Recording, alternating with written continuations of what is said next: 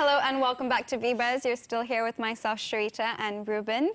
Now, more than ever, the digital technology revolution of the new millennium has given rise to passionate, independent local filmmakers. While they may not generate as much heat with local audiences as the more mainstream movies do, local indie filmmakers are certainly making their presence known in the international film scene.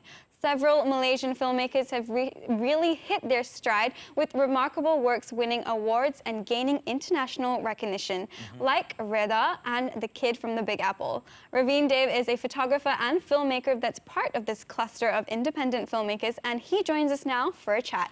Welcome to VBuzz, Raveen. Thanks for having me, guys. All right, thank you for being here, Raveen. Maybe you could start by you telling us a little bit about what sort of films that you actually make. Right. So the films that I make are mostly short films. Okay. They're anywhere from 5 to 15 minutes. Right. And the types of films that I make are mostly, I would say, horror films, science fiction, fantasy films. And I like films, I think, that have a sort of a mystery and a suspense feel to it. Right. And I also sort of make my films towards something that has an unexpected ending or a subtle social message somewhere there. Technically, if you like films with dark comedy, unhappy endings, and what do you call it, mystery, then you enjoy my Did you say films. unhappy ending? Yeah. It's a little bit like M. Night Shyamalan. His films are all a little bit... Yeah, I try not to have a very conventional ending for my short films, especially. Okay. And what really draws you to this genre of filmmaking? I'm a big fan of directors like Alfred Hitchcock, Christopher Nolan.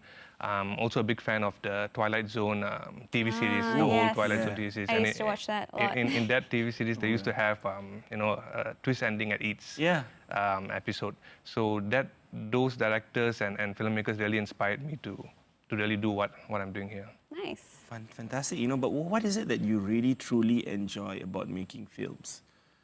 I'm a person, I love the arts, I love music, I love movies, I love photography, and filmmaking is one of those passions that allows me to kind of add everything that I love about each of these segments in the art into one form.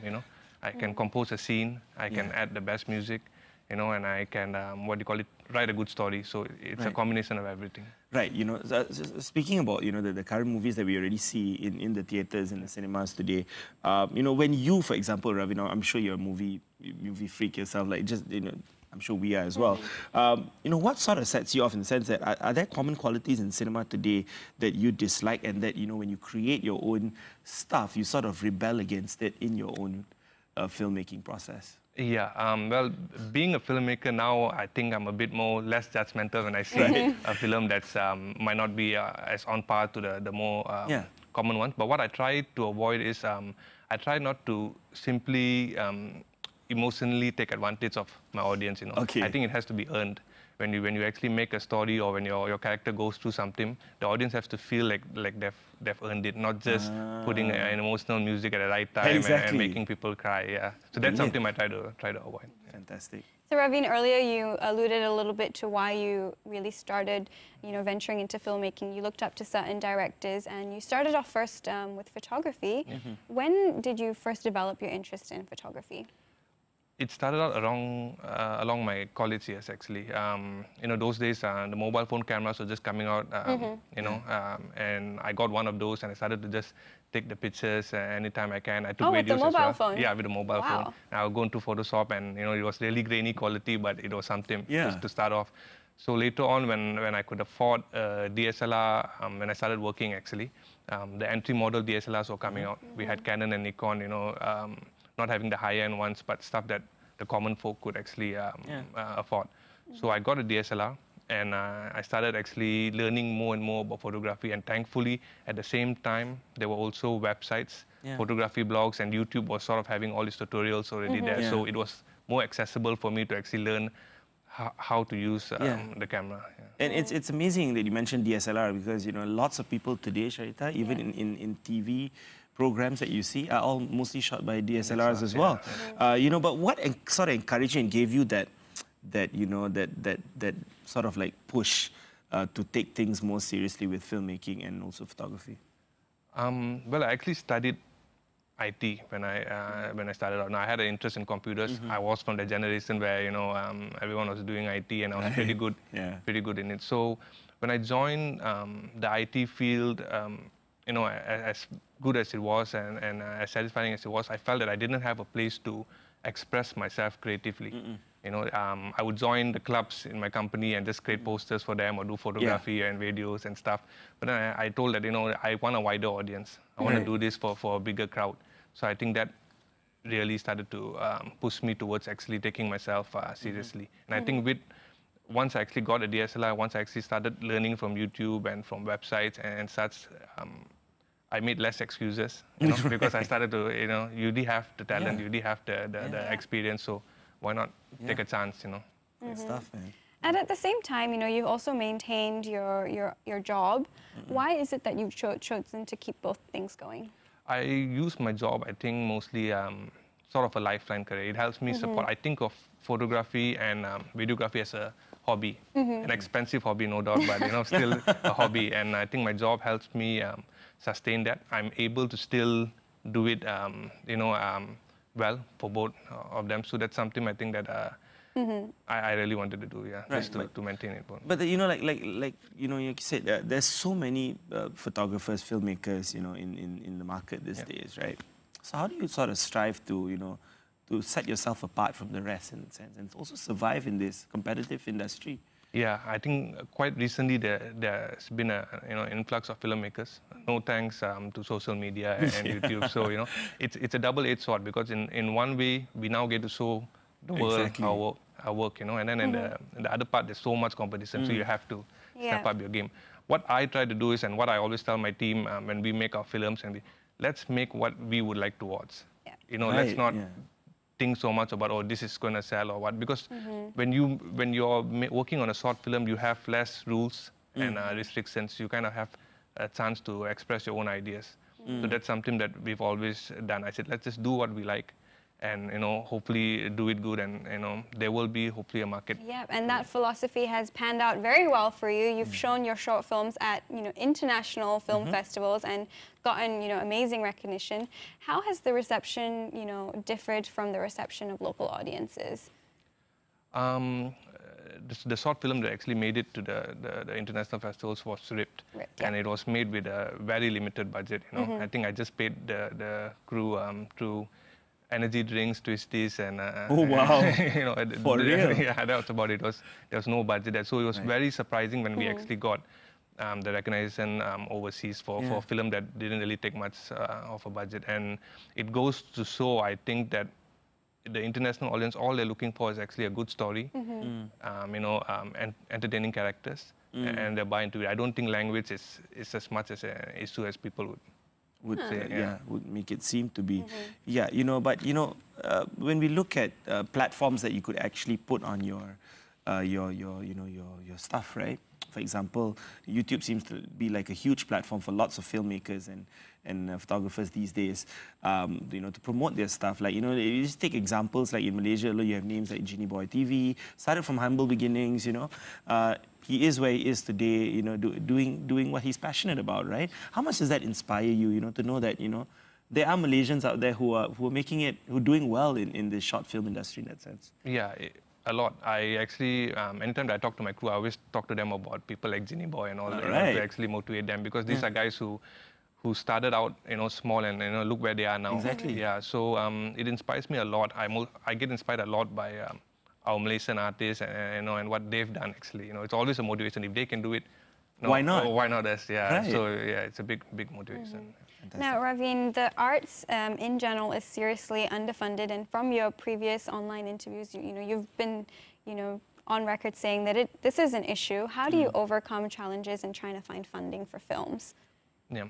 Well, the first thing that I normally try to do is I try to keep the budget for the film as small as possible. I try to work within what I have, and as an indie filmmaker, you juggle, or you wear a lot of hats. I might write the own story, I might direct it, I might even shoot it for really small budget films. And then later on in post-production, I might edit the film, color correct it, or, color grade it. So that's one way, just to kind of juggle many hats. The second thing that I try to do is I try to think of stories that I can actually shoot with the budget I have. You know, sometimes it's great to just write a story, but then later on when you start looking at it, you'll be, oh man, this is impossible to shoot. I'm not going to be able to get this, this, and this. Especially if it's like shot in space with a lot of, all those it's kind of very things. easy to think up of those ideas, much more difficult to implement them. So it took me a while, but I started to become a bit more realistic with how I write the scripts, you know. I don't just simply write and then it hangs if I can't do it. Right. And at the end of the day, you know, as you said, it's all about just having a great story and entertaining characters. And that's what people are looking for, I think, especially in short films. And one thing I try to avoid is I don't put in big car chase scenes or CGI effects. Anything that I can't physically get my hands off, I don't have the talent to do it. Obviously, you're not going to like do a Transformer 15-minute short film, right? Unless I'm actually have that background in 3D design and stuff. Right. And as we mentioned earlier, you know, the industry is getting, you know, very competitive. There's a lot of local filmmakers, but at the same time, you do want to support other directors and other people's projects. How do you go about doing that? It's very important that I think everyone supports each other. You know, I follow indie directors like James Lee, who's very popular. Gavin Yap, who's also coming up. You know, and quite recently I watched the film Interchange. You know, so I try to promote it on my Facebook. It's not just about my films. It's about having a culture of Malaysians going and actually enjoying our locally produced films. So it's very important. Better is just sharing it on your Facebook wall or you know, giving them a shout out after you watch the movie. The industry needs everyone's help to actually grow. That's true. Yeah, and you know, it's through everyone's help that something actually could get viral out of nothing, right? You know, sometimes, you know, people always say that, you know, a viral video is what gets you traction in that sense, right? But is a viral video actually planned or is it done spontaneously, in your opinion? I think in today's world, there are those that are unplanned. Yeah. There are also those viral videos that are, you can kind of tell that they're planned. You know, social experiment videos, for example, you know, something to elicit a reaction from people. Yeah. So there's kind of the unplanned ones are always the best because you know you never see it coming. But the ones that are planned, you never know how you know how legitimate they are. But what would you say is like the factor that makes a video that actually you know goes viral? Something I think that people don't expect, something that takes them off guard. If you manage to surprise them, you know, if you manage to because when people watch videos, they're expecting a certain thing to play out. And when it doesn't play out, I mean, it goes above the norm, and then, you know, that catches them, that makes them, sad. But I think people are also looking for anything entertaining. And for viral videos, you realize that most of them are quite short. They're not, you know, majority. Our attention spans have grown shorter over the years. Now, Raveen, you mentioned very early on in the interview that you enjoy making certain types of movies, and generally they have strong messages. Are there any types of themes or messages that you'd like to explore and haven't yet? One of it is, as I mentioned earlier as well, I grew up with all Malaysian acts. You know, I remember watching Yasmin Ahmad movies, Kopitiam, favorite indie band. So one of the things that I really want to explore, I think, moving forward is making a Malaysian, maybe a TV series or Malaysian feature film, you know, because as important as it is for me to actually make my films and have my own brand, I think it's also important to represent what I am, you know, and put that trademark there that says this is something Malaysian. That's very exciting. Really great to hear that. Looking forward, Raveen. But you know, what's really in the pipeline for you? You know, what projects can we expect from you in the near future? Currently, we're working on a number of scripts, but one of them I think that I'm more excited about is something to do with time travel. Which is something I've not explored and I've been a big fan of. So we're actually working out the script and hoping that it will come out somewhere this year. But besides that, we're also trying to increase the content on our YouTube channel, more than just short films. Try to start off creating a more entertaining videos for people and such. Can't wait, Raveen. It sounds super exciting. You know what? I'm a huge time traveling fan myself. I mean, not that I've time traveled before, but you know, I watch lots of TV series that involving time traveling. Definitely can't wait to see that. Thank you so much for speaking with us today. Thanks, guys. Thank you so much, Raveen. All right.